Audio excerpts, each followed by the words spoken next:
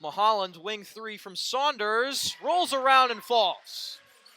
Kylie Mulholland continues to impress.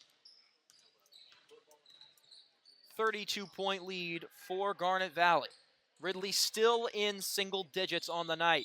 McMenamin, trapped in the corner, has to bounce it off the foot of Addie Adamski to keep it on this end of the floor. It's been that kind of night for the Raiders. Into Henkel from Ogbo on the inbound. McMenamin goes around Adamski. Down to Ogbo in the corner, trapped by Mulholland and Saunders. Pass gets around Saunders along the baseline. Wojciechowski has it. Saunders trying to fight for the ball.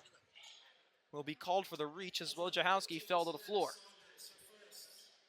And again, Raiders just can't get anything on offense here. It's Jags defense. Not giving up any room for Ridley to operate. Wojciechowski, corner three. Bit short. Mulholland on the glass. Faced a trap and passed in the direction of, I believe that was Kylie Adamski, but a bit too fast, bit too far away for the Adamski twin to grab the ball. Henkel on the inbound. Nice little stretch here for Ridley, keeping the ball on this end of the court for what feels like the longest period of time they have all night. Henkel on the wing, looking for options. Wojciechowski catch and shoot three. That one is butter. That's what Ridley have to do on offense. Got to take advantage of those chances. Only 2 field goals all first half for Ridley. They've got 2 here in the third quarter. Still plenty of time left to play. 40-11 is the score in favor of Garnet Valley. Wojciechowski bounce pass to Henkel. Gets it back. Football pass in direction of McMenamin, but Mulholland jumped in the passing lane. Mulholland drops it off for Adamski. Off balance in the paint. Bit too strong. Rebound goes to the Raiders. Wojciechowski gets hit in the face. Officials miss it. And it's a turnover. Adamski and one. McMenamin got in the way. And Adamski will go to the line to add to her tally on the night. All that from a Jags defense. She's got 13 already.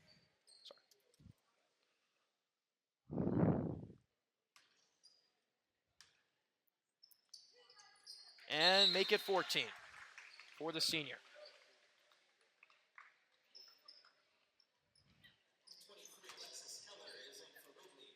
Just seems like an impossible hill to climb for Ridley. Down 32, about 10.5 minutes of regulation time to play. Nate, is there any chance they can put something together?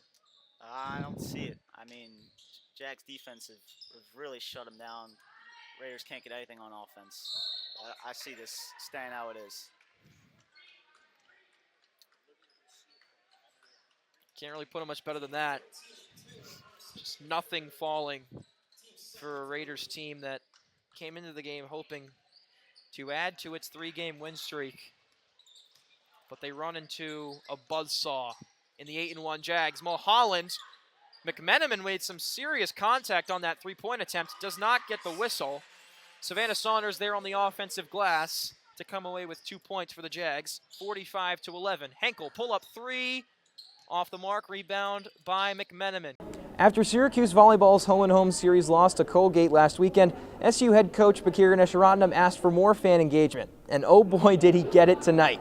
Plenty of campus stars were in attendance for a 3-0 sweep of Siena, including men's basketball head coach Adrian Autry, plenty of men's and women's basketball players, and men's and women's lacrosse stars. Nesharatnam was very pleased with the turnout. I think our teams in general do a really good job supporting each other. We're very, very thankful for all the players and coaches to come out and watch us play. We do the best we can to return the favors. I think the coaches community is very tight, and I think that applies to the student athletes as well throughout all the sports here, which is very unique because it's not a given thing when you compare that to other institutions. I think it's really important because we need that energy, and here we just need it. We just need everyone here because our gym is small, and it's not small, but I love our gym, but like we just need people here to like keep us like going and keep us going. It's nice to have that support because we support other teams and they might as well support us too. SU can ride the wave of fan support when it meets St. John's tomorrow to conclude the Syracuse Invitational and its non-conference slate. Reporting from the Women's Building, Ryan Croke, Citrus TV. Entering tonight's match with Colgate, Syracuse volleyball had one thing on its mind: revenge. However, it was not to be, as the Orange fell to the Raiders 3-1 for the second time in 2 days. Head coach Peter Gunnesser-Rottenham said it wasn't a disappointing performance from his players, but rather from his fans. My message to the fans is that they shouldn't get outlasted by the Colgate fans. You know, this is Syracuse, and we have a handful of Colgate fans, and they were louder than the entire gym. This team is young, this team is new. Even when we're down 1-7 in that first set, they didn't put their head down. We're working actively to find solutions to get back into that set and find a way to compete. We want the crowd to get behind this team. You know, this crowd can make a huge difference. You know, this crowd can help this team. They should get off the phone and get into the match and make some noise. That's my message. Yeah. If you watch our They team, had the band in the gym, 15 Yeah. people. Guess what? Colgate played Syracuse in football. yeah. And they had 15 people. I have not seen our band in 2 years in our gym. In two, excuse my language, well, I'm not going to say it, 2 years, right? What are they doing? We have more than one team to support. The SU home crowd has a chance to respond to Coach Gunnesser-Rottenham's comments when Syracuse meets Siena on Friday at 6. Reporting from the Women's Building, Ryan Croke, Citrus TV. Coming up on the bench, Syracuse football is riding high after back-to-back wins to start the year, including a ranked win over Georgia Tech. SU continued its homestand when it met Stanford in the Dome for the first ever matchup between the new conference foes. Did the Orange improve to 3-0, or did the Cardinals spoil SU's hot start? Over on the hardwood, Syracuse women's basketball returned home for the first time since head coach Felicia Leggett-Jack made some scathing remarks about a lack of fan support, and the Orange faithful showed out for SU's battle with Yale. Did the Orange sink or swim in front of the larger crowd? And on a different court, Syracuse volleyball welcomed 2 teams from the Commonwealth into New York State as its search for a conference win continues. Did SU grab its first ACC victories of the year over Virginia and Virginia Tech? All that and more on this tryout edition of On the Bench, which starts right now.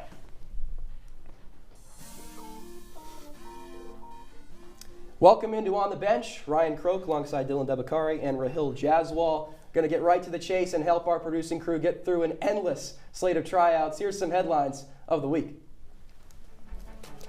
Starting with field hockey. 5 Syracuse players were named to the National Field Hockey Coaches Association's all-region teams this week.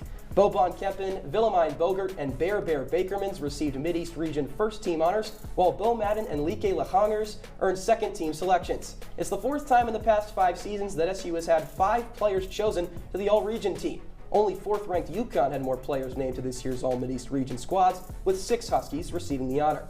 The Orange finished the season ranked 11th in the NFHCA poll with a 13-6 record on the season. Over on the pitch, Syracuse men's soccer forward Sakil Ming was announced as a member of the Bermudan men's national soccer team that's gearing up for its 2025 CONCACAF Gold Cup preliminary round series against Honduras. The freshman suits up in his national colors for the first contest at 7 p.m. Eastern Time on Friday in Bermuda, which is set to be followed by a rematch in Honduras on Tuesday at 10 p.m. Eastern. Ming played with the Bermuda national team in the 2024 FIFA World Cup qualifiers, where he scored his first goal on the national stage back in June. While Ming gets ready to play for Bermuda, back in the States, Syracuse football battled Stanford for the first time ever. The Cardinal are one of 3 new additions to the ACC this year and traveled all the way from Palo Alto to the 315 for an in-conference clash with the Orange. SU was looking for a 3-0 start to the Fran Brown era, but but Stanford wasn't going to make it easy. Let's take a look at how it all went down. Stanford coming in 1-1, its first ever game against a conference opponent as a member of the ACC. Syracuse looking to improve to 3-0 on the season, but it's Stanford getting the early start. Ashton Daniels rolling to his right finds the one-handed grab by Alec Io-Manor. What a snag by the wideout. Stanford on the board 7-0 early. They'd lead 10-0 when Ashton Daniels threw this interception to Devin Grant. The Buffalo transfer gets his first interception as a member of the Orange. Syracuse late in the first half now down 13-3. McCord to Hatcher. 2-minute drill. How about a 3-play 75-yard drive? Umari Hatcher, 67 yards to the house, 13-10, the score at halftime. McCord looking to follow up that passing TD. With another passing TD, but to the wrong team. It's a 3-year drought snapped for Stanford as they get their first pick six since 2021. Stanford up 20-10 on the Orange after that play. But McCord's not done yet. He's going to respond. He's looking for his options here in the backfield, 19 yards out. He's going to take it himself. Aaron McCord leaps into the end zone. Frame that one on your wall. Save that one for later. McCord with a huge rushing touchdown gets the Orange back within 3. Gets them the lead here on this Jackson Meeks slant route. The first touchdown for the Georgia transfer in orange and blue. Syracuse leads 24-23. But Alec Io-Manor would not be done yet. Another grab for the Stanford wideout. That one on a critical 4th and 9 in the final minute of the game. Sets up this Emmett Kenny game-winning field goal attempt. And it's good. 26-24, Stanford gets the win over SU, spoils the undefeated start. The Cardinals pick up their first win as a member of the ACC against a conference opponent in their first ever conference game. While things didn't go SU's way on the gridiron, on the hardwood, Syracuse men's basketball met Yale in front of a passionate home crowd. Head coach Felicia Leggett-Jack had called out the fan base, saying, quote, "Nobody cares about her team." FLJ has since rescinded that comment, but the Orange faithful heard her loud and clear.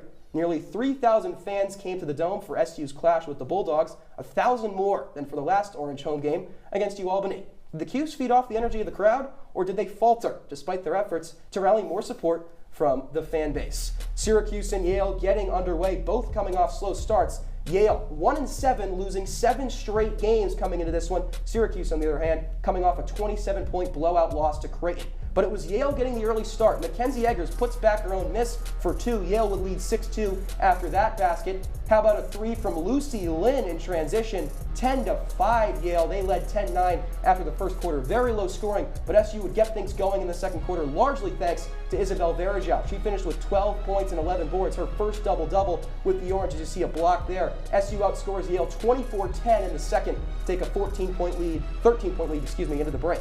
Kira Scott on the low post, fadeaway mid-range shot falls, and how about Georgia Woolley putting it in at the cup? 10 SU players got on the board in this one, spreading the wealth like it's Thanksgiving dinner. And how about Shy Hawkins on the outlet from Kira Scott? The Orange get the win 78-50 over the Bulldogs. Georgia Woolley leads with 16 points in that one. Now, while Syracuse women's basketball dismantled Yale, SU volleyball was busy on a different court. The Orange were looking to pick up their first conference win in nearly 2 calendar years, and had the chance to do it with a pair of home matches against Virginia and Virginia Tech. Could they get it done? Let's see. No, they could not in game 1. Virginia wins it 3-2. SU would take the first set, but Virginia wins 3 of the final 4 sets. Skylar George and Ava Palm did all they could for the Orange. Ava Palm getting 20 kills and 13 digs. Skylar George also with 13 digs. But now over to Virginia Tech. Can they get the elusive ACC win? It's been over 700 days. Yes, they can. They're 1-9 in ACC play. Both teams near the bottom of the conference standings. Ava Palm and Skylar George again showing out. Palm with 19 kills in this one, but George 14 kills, 13 digs. What a game there for the outside hitter as Virginia Tech falls to 1-9 in the ACC, while Syracuse moves up to 1-9 in the ACC. Both those teams not having too phenomenal of a conference slate to start the season. Well, we're wrapping up here on this tryout edition of On the Bench, but do not go anywhere. I didn't bring these two guys along for nothing. Rahil and Dylan are buying and selling when we come back for a tryout edition of Q's Countdown. And we're back on the sideline, getting ready for the second half of action here from Moda Frank Stadium, where the rain is coming down once again, making that turf a little extra slippery, which could be something to look out for, especially for this Jaguar team already dealing with a lot of injuries. Starting quarterback Tyler Lassick, in what was supposed to be a spectacular return game for him, went down already with injury. He's on the sideline, most likely out for the rest of the game. But perhaps more concerning is the fact that the only running back left in the star-studded running back room who could actually play and was not injured, Dean Kohler, has gone down with an injury. Was seen on the sideline with crutches, tape on that ankle, ice on that ankle. Not looking good. So the Jags down to some young people playing in the running back position, looking to fill that void. We'll see what they're able to do. That's something to look out for here in the second half. Garnet Valley holding on to a 7-point lead. We'll have to see what they're able to do.